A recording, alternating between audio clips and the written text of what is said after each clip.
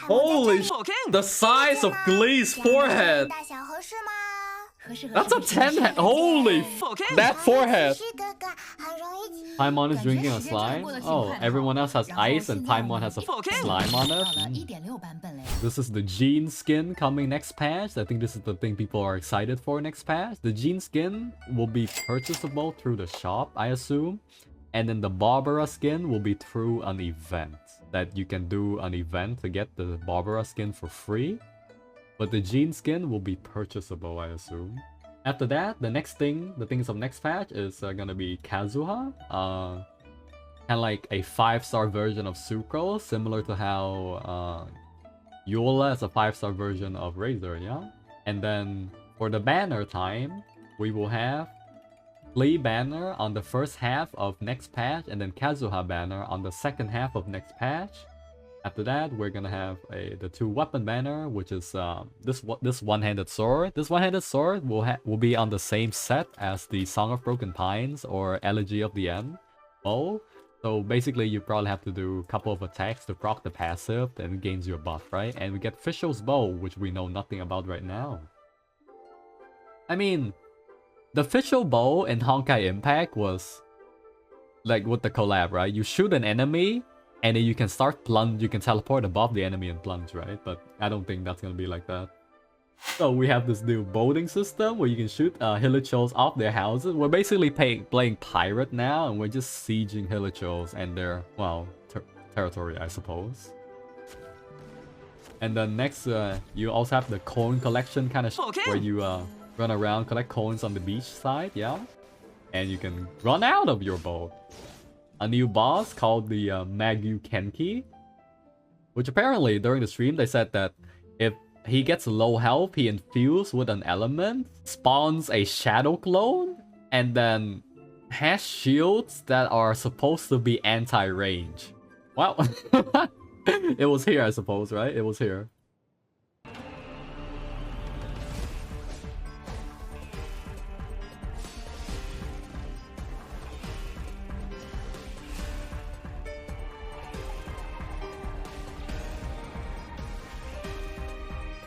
Yeah, he spawns the clone, and his the mass shield are supposed to block all range attack.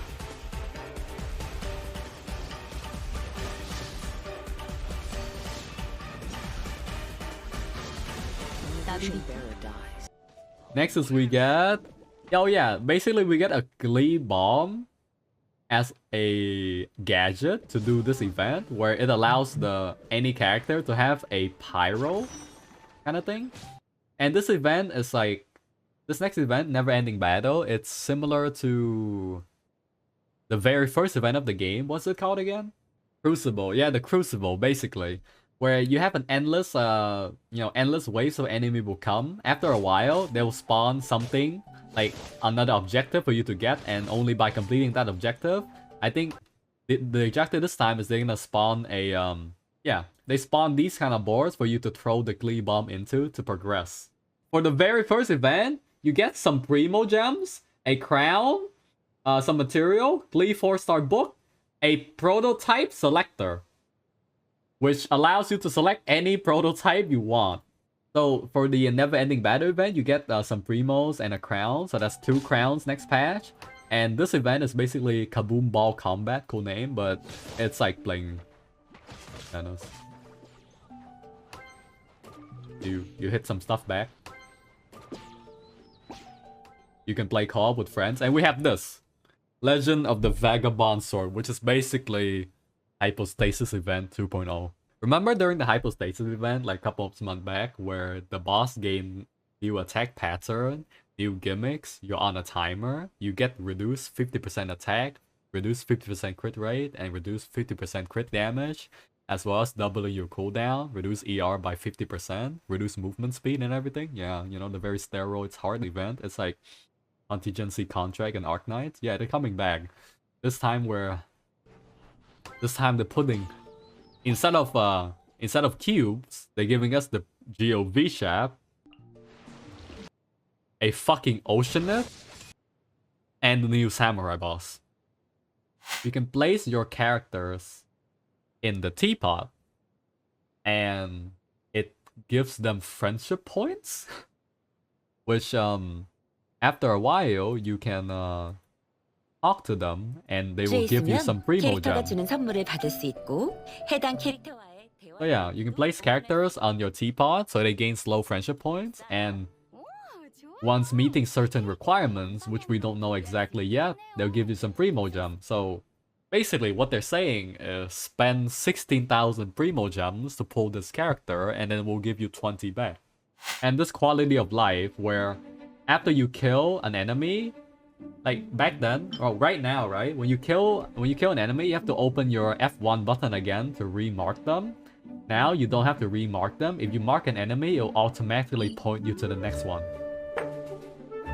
And a quality of life where you can view the enemy of the domain without going inside the domain. Also, by the way, cap resin, what the fuck? And more quality of lives, yeah? You can teleport out of domains quicker, right? You can teleport outside of the domain quicker, and there's a button. There's a button for changing team. There's a quick slot button for changing team and a quick button for friendship, right? Yeah, there's a quick button for changing team. Hell yeah! Ah! Oh yeah, mobile players, you don't have any of these. PC, let's go! Right, his E can be tap or hold, can be cast in mid-air. It's basically a giant sucrose suck. And then he can plunge attack again, which does another form of CC. And here he can infuse elements, right? And his E seems to generate 4 energy particles, which is a lot. I don't know how long the cooldown is gonna be, but 4 energy particle is quite substantial. His ult is like a giant AoE damage over time zone that can be infused with another element as well, yeah? And so far, based on the translation, what we know is that his E can be tap or hold. You can hold for longer and bigger suck. His E can be used mid-air. His ult is, well, what we just said. His first talent is if he infuses with another element, he does extra damage of that element. So Kazuha kind of becomes like the avatar where he can do damage in any element. As you can see here, right? After he plunge up, he infused with Pyro and does Pyro as well on top of his Anemo.